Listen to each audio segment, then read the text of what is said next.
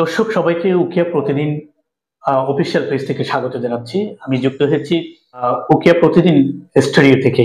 আজকে আমাদের সাথে যুক্ত হয়েছেন কক্সবাজার জেলার নির্যাতিত সংবাদকর্মী ও রোহিঙ্গা প্রত্যাবাসন নিয়ে দীর্ঘদিন ধরে লেখালেখি করে যাচ্ছেন বর্তমান জাতীয় দৈনিক প্রতিদিনের কাগজ পত্রিকার কক্সবাজার দক্ষিণের সংবাদকর্মী হিসেবে দায়িত্বরত রয়েছেন।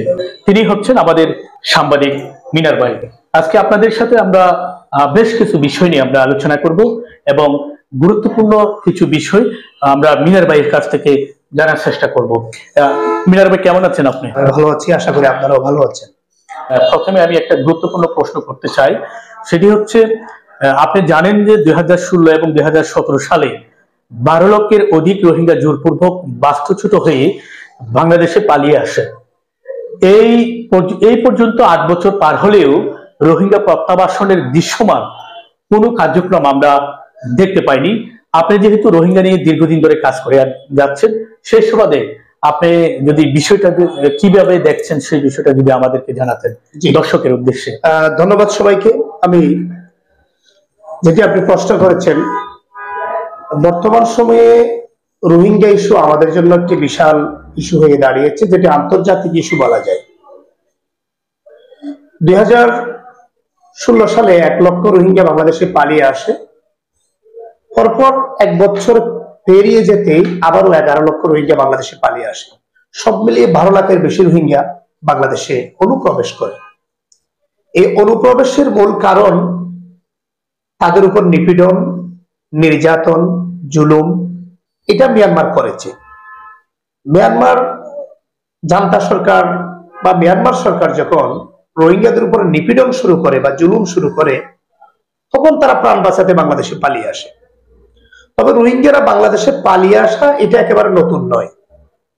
আমরা দীর্ঘদিন ধরে শুনে আসছি, বিভিন্ন সংবাদ মাধ্যম, বিভিন্ন টেলিভিশনের সংবাদে আমাদের বাংলাদেশের যত লেখক আছে সকলের লেখা পর্যালোচনা করলে আপনি দেখবেন দীর্ঘদিন ধরে রোহিঙ্গারা বাংলাদেশে পালিয়ে আসে।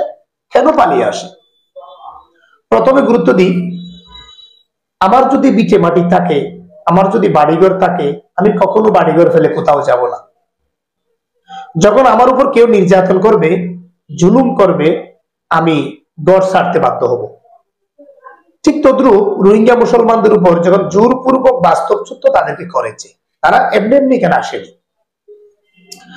আমাদের ইনভেস্টিগেশন বা বিশেষ করে আমি তাদেরকে নিয়ে কাজ করে যেটা পেয়েছি, বিশেষ করে মিয়ানমারে তাদের যে ধন দৌলত সম্পদ আছে সেটার একটি ভাগ বন্টন মিয়ানমার সরকার নিয়ে যায়।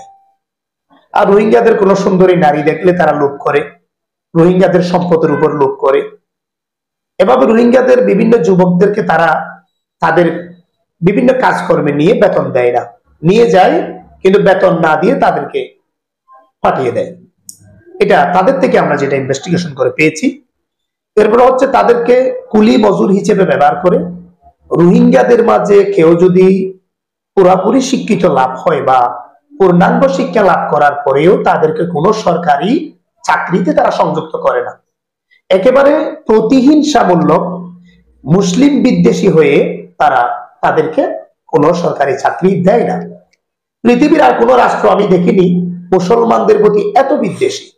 আমরা ফিলিস্তিন, ইসরায়েলও দেখেছি, কিন্তু মিয়ানমার এমন একটি রাষ্ট্র যারা মুসলিম বললেই দেখতে পারে না। একেবারে মুসলিম বিদেশী একটি রাষ্ট্র বলা যায় তাদের।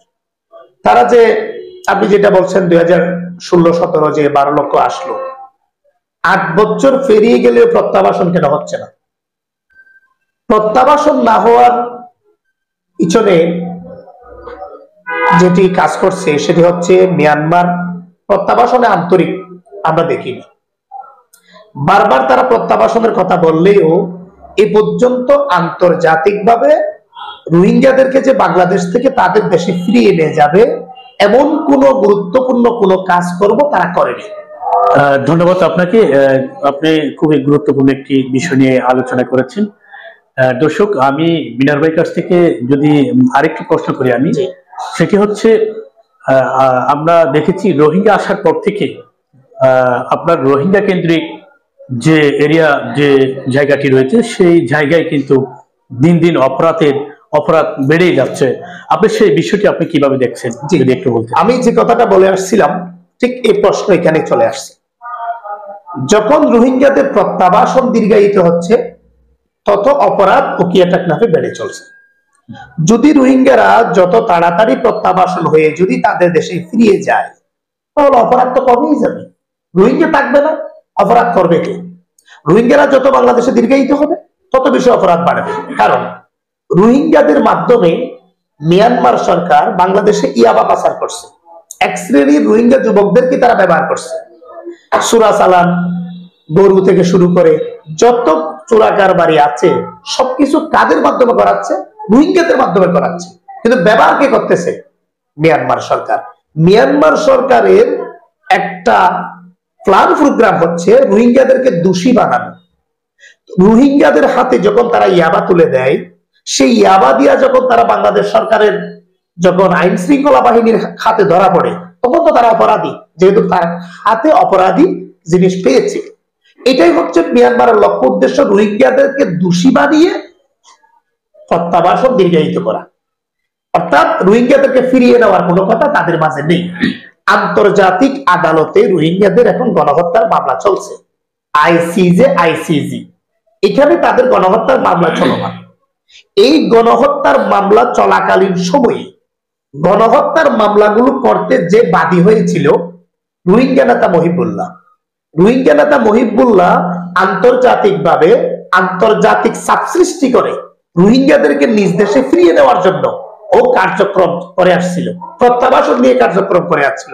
ইভেন উনি ডোনাল্ড ট্রাম্পের সাথে দেখা করেছে শুধু প্রত্যাবাসন নিয়ে।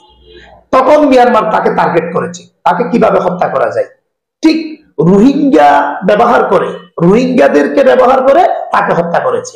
তার মানে হচ্ছে আন্তর্জাতিক আদালতে রোহিঙ্গাদের যে মামলা চলতেছে সে মামলা যাতে দীর্ঘায়িত হয়, যাতে মামলা আলুর মুখ না দেখে, যাতে রোহিঙ্গারা প্রত্যাবাসিত হয়ে নিজ দেশে ফিরে যেতে না পারে, সেই কৌশল অবলম্বন করে তারা যে বাদী হয়ে রোহিঙ্গাদের পক্ষে মামলা চালাচ্ছে তাকেই তারা শেষ করে দিয়েছে। কারা তারা শেষ করেছে? রোহিঙ্গা যুবককে ব্যবহার করে। ওখানে ব্যবহার করেছে রোহিঙ্গা যুবককে, কিন্তু আন্তর্জাতিক সাইটটা কার? মিয়ানমারের। এই মুহূর্তে আপনাকে আমি এটা বলি, এই মুহূর্তে আন্তর্জাতিক চাপ প্রয়োজন।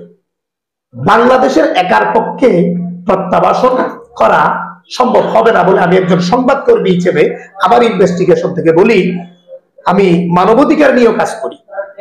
একজন মানুষ বাঁচার অধিকার আছে, তার মানব অধিকার আছে। সে মানব অধিকার নিয়ে তাদের বিটে মাটিতে ফিরে যাওয়ার জন্য আন্তর্জাতিক ভাবে মিয়ানমারের উপর চাপ সৃষ্টি করতে হবে। যখন আন্তর্জাতিক চাপ মিয়ানমারের উপর সৃষ্টি হবে তখন মিয়ানমার বাধ্য হয়ে প্রত্যাবাসন করতে অতএগ্রী হবে। ধন্যবাদ আপনাকে।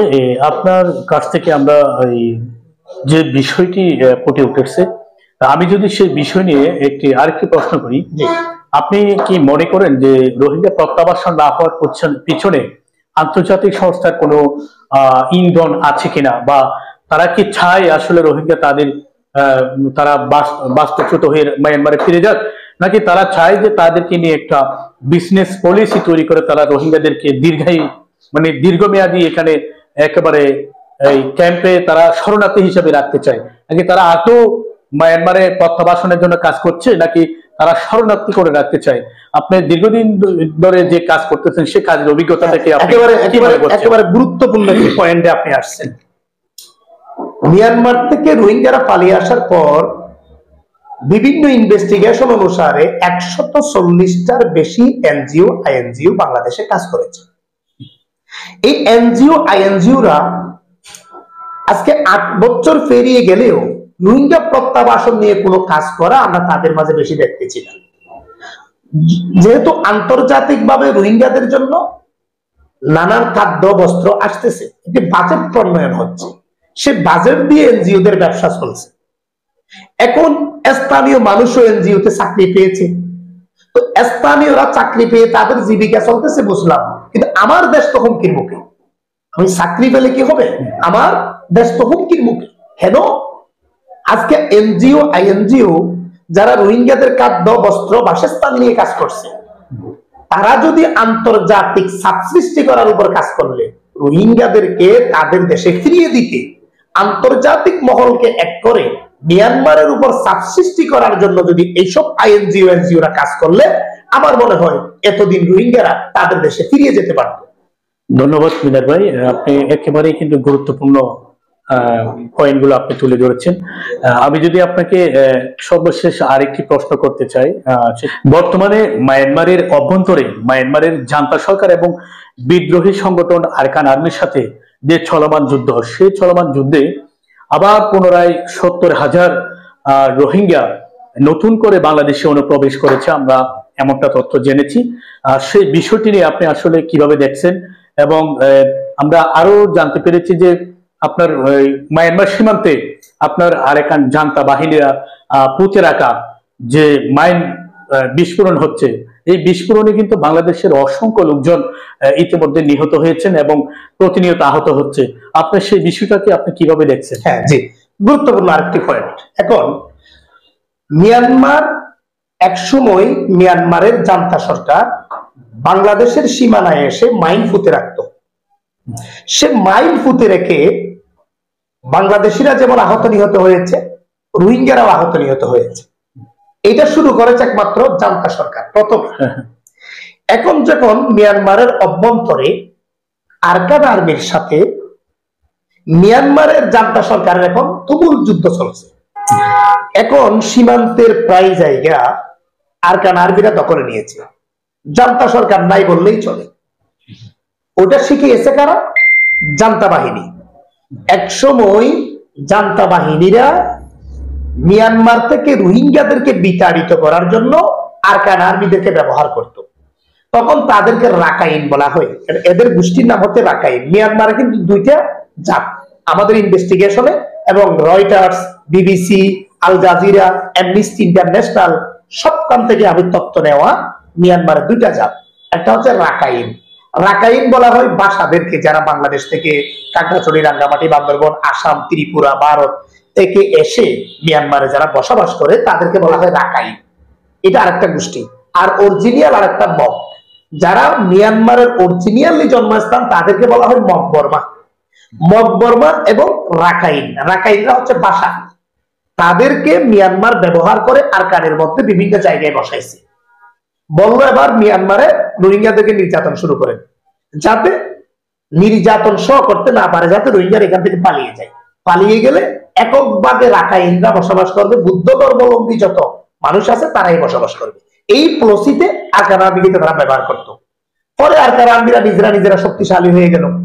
এখন তারা বলছে, আরে দেশটা আমরা করলে কি হয়, রোহিঙ্গাদের আরকান, এই আরকানটা যদি আমরা আমাদের করে ফেলি সমস্যা কোথায়? তখন তারা আরকান আর্মি গঠন করে শুরু করলো তুমুল যুদ্ধ জান্তা বাহিনীর সাথে।